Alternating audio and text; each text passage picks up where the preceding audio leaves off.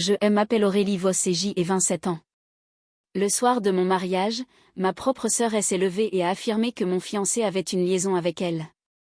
Elle a montré des photos, des messages, et elle a traité de coureur de jupons. Toute ma famille l'a cru, et ils ont même appelé la gendarmerie. Le mariage a été interrompu, mais je n'ai rien dit jusqu'à ce que je me tourne vers l'assistance pour diffuser une vidéo, et tout a basculé. La salle de réception était parfaite avec ses douces lumières dorées remplissant la pièce, des fleurs magnifiquement disposées sur chaque table et une mélodie légère en fond sonore. Tout était exactement comme je l'avais imaginé. Je me tenais là dans ma robe de mariée, serrant mon bouquet de pivoine tandis que les invités souriaient, discutaient et riaient autour de moi. Ma famille semblait heureuse, fière, et pendant un instant, je me suis permis de savourer ce bonheur. C'était le moment, le jour que j'y attendais depuis si longtemps. J'y ai lentement regardé vers ma droite. Il était là, mon futur mari, Julien, calme, confiant, exactement l'homme que j'y avais choisi, l'homme en qui j'y avais confiance, l'homme que j'y aimais. Si quelqu'un m'avait demandé ce jour-là pourquoi je l'avais choisi, j'y aurais souri parce que notre histoire était simple. Nous ne nous sommes pas rencontrés de manière dramatique. Cela a commencé tranquillement un jour ordinaire par une conversation banale dans un petit café parisien, d'une manière ou d'une autre, le lien est resté. Il n'était pas le genre des hommes à en faire trop. Il ne cherchait pas à briller ou à trop parler, mais quand il s'exprimait, il pensait chaque mot et c'est ce qui me plaisait chez lui. Il m'écoutait, me comprenait, me respectait. Dans un monde où les gens jouent la comédie, il me semblait authentique. Je me souviens encore du jour où il a fait sa demande. Il n'y avait pas de foule, pas de célébration bruyante, juste nous deux lors d'une soirée tranquille sur les quais de la Seine. Il m'a regardé un peu nerveux et a dit « Je ne promets pas une vie parfaite, mais je promets que je ne te mentirai jamais. » C'était tout. Pas de phrase pompeuse, mais je l'ai cru car à ce moment-là, je pouvais voir la vérité dans ses yeux. Et j'y ai dit oui. Après cela, tout est allé très vite. Les familles se sont rencontrées, les plans ont été faits, les dates fixées, et avant même que je ne m'en rende compte, je me tenais ici, sur le point de devenir sa femme. Je l'ai regardé à nouveau, et il a doucement serré ma main. Un petit sourire, une promesse silencieuse. Tout semblait parfait. La cérémonie a commencé alors que les invités s'installaient et que la musique s'apaisait. Le prêtre a commencé à prononcer des paroles sur l'amour, la confiance et l'engagement. J'y écoutais tranquillement, essayant de m'imprégner de l'instant. C'est le moment, pensais-je. Après cela, nous serons officiellement mari et femme. Mon cœur a commencé à battre un peu plus vite. Pas de peur, mais d'excitation. Une nouvelle vie, un nouveau départ. J'y ai jeté un coup d'œil vers ma famille. Ma mère souriait. Mon père semblait fier. Et puis mes yeux se sont tournés vers ma sœur, Léa. Elle se tenait un peu à l'écart, observant la scène. Son expression était difficile à lire. Elle ne souriait pas, elle n'était pas triste, elle regardait simplement. Pendant une seconde, quelque chose m'a paru étrange, mais j'y ai ignoré ce sentiment. Peut-être que je réfléchissais trop. C'était un grand jour.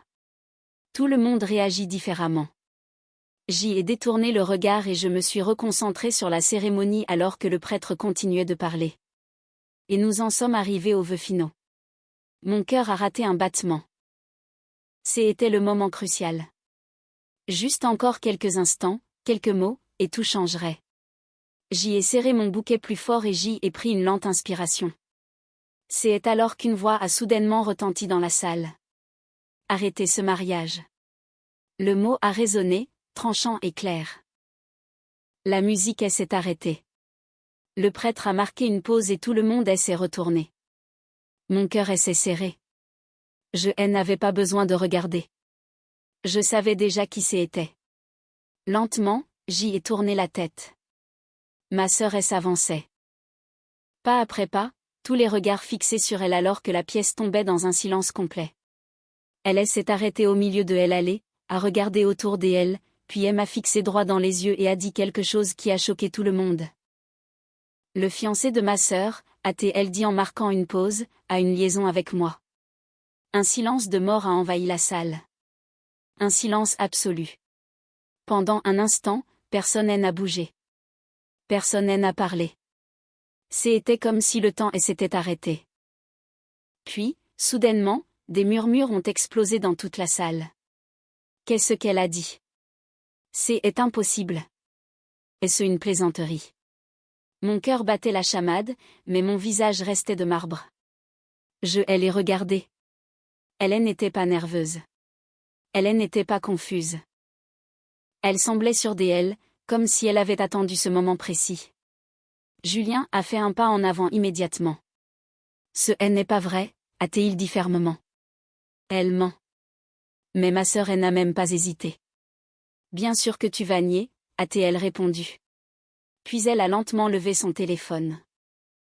Je savais que tu ferais ça. L'atmosphère est devenue électrique. Alors explique ceci, a-t-elle ajouté. Elle a tourné l'écran vers les invités. Les gens se sont penchés, essayant de voir. Je n'ai pas bougé. Ce sont des photos, a murmuré quelqu'un. Et des messages, a dit une autre voix.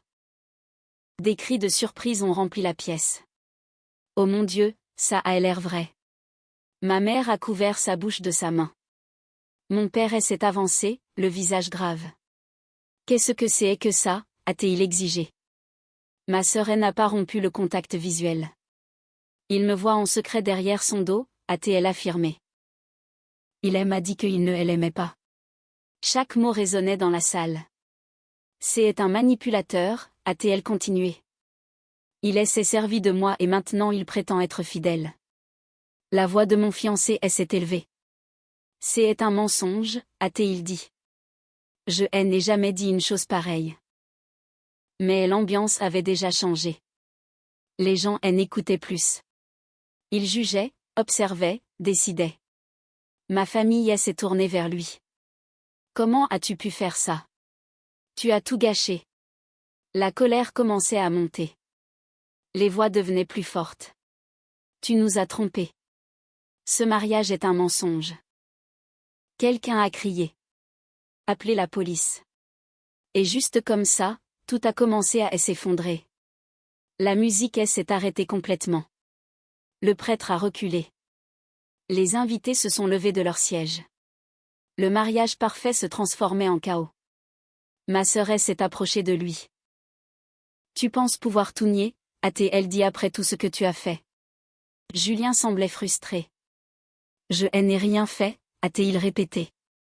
Elle invente tout ça. Mais sa voix était noyée par le bruit parce que plus personne ne voulait entendre la vérité. Il voulait du drame. Il voulait quelqu'un à blâmer. Et il était la cible la plus facile. Ma sœur a encore élevé la voix. Il m'a trompée et maintenant il va la tromper elle aussi. Choc. Déception. Tout se mélangeait. Ma mère s'est tournée vers moi, les yeux remplis de confusion et de douleur. Est-ce que c'est vrai, a-t-elle demandé. Je n'ai pas répondu. Je suis restée là, à regarder tout se dérouler sous mes yeux. La voix de mon père a suivi. Ce mariage ne peut pas continuer, a-t-il déclaré fermement. Des autres voix ont approuvé. Oui, arrêtez ça. C'est inacceptable. Quelqu'un près de elle entrait à parler fort. Les gendarmes sont en route. La tension s'est alourdie. Du côté du marié, les visages étaient mal à l'aise. Ma famille était furieuse. Et au centre de tout cela se tenait ma sœur. Calme, confiante, comme si elle avait déjà gagné. Tout le monde parlait. Tout le monde réagissait. Tout le monde choisissait son camp sauf moi. Je n'avais pas dit un seul mot, pas un seul. Et lentement, les gens ont commencé à le remarquer. Les murmures ont changé. Pourquoi est-elle si calme? Pourquoi ne dit-elle rien? Ma sœur s'est tournée vers moi à nouveau, un petit sourire aux lèvres. Dis quelque chose, a-t-elle dit doucement. La salle est redevenue silencieuse.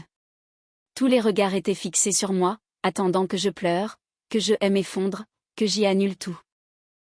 J'y ai pris une lente inspiration, je l'ai regardé, puis je l'ai regardé lui, puis j'y ai balayé la foule du regard, et enfin j'y ai parlé.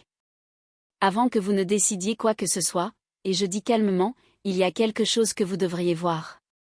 Une pause. La confusion s'est propagée dans la pièce. Le sourire de ma sœur s'est légèrement effacé.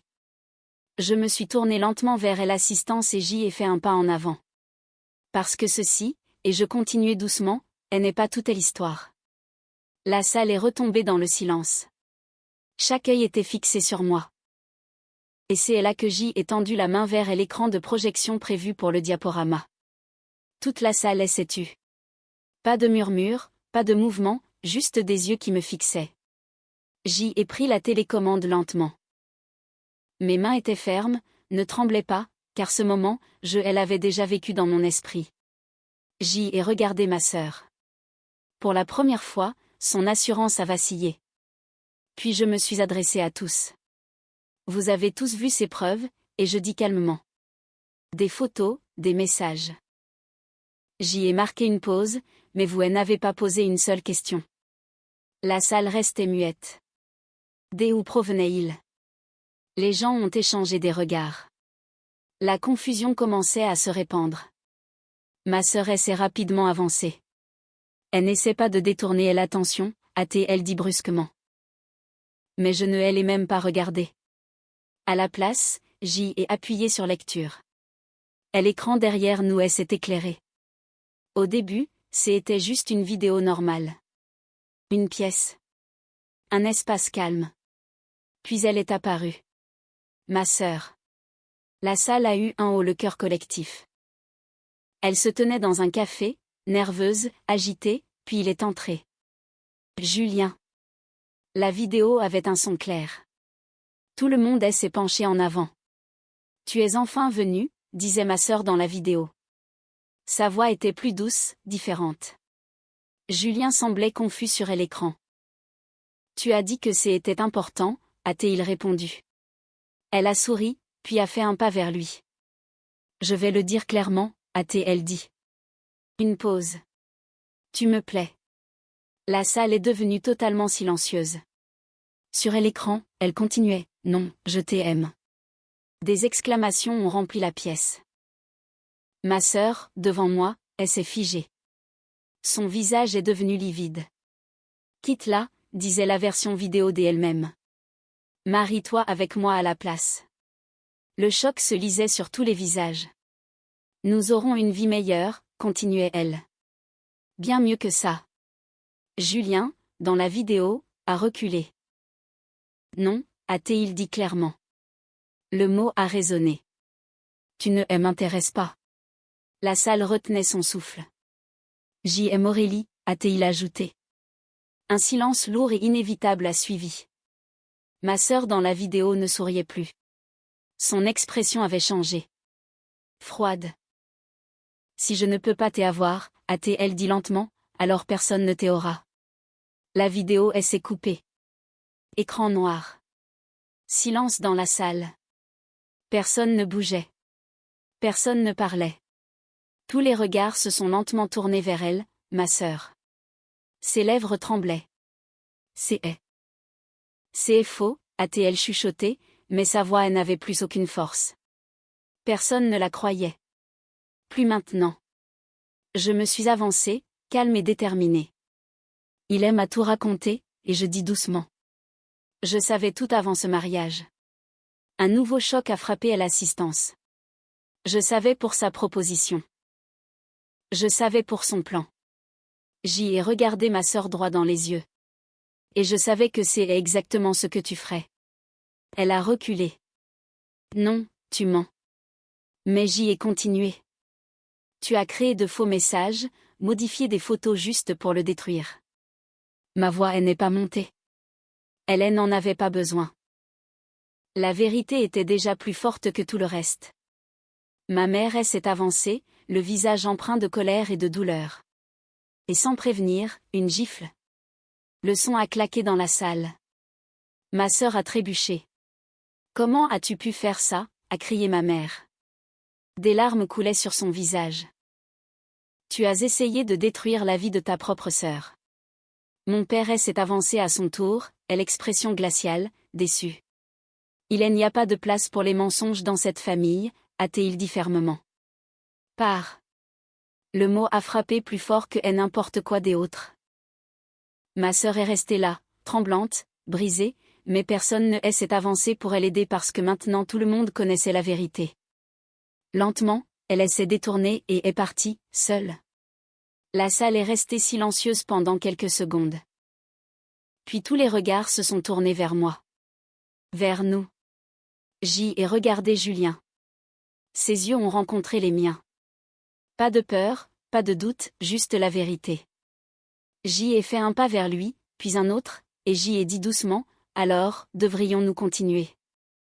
Un petit sourire est apparu sur son visage. Le prêtre semblait incertain, mais mon père a hoché la tête. « Continuez, a-t-il dit. » La cérémonie a repris, cette fois sans mensonge, sans doute, juste avec la vérité.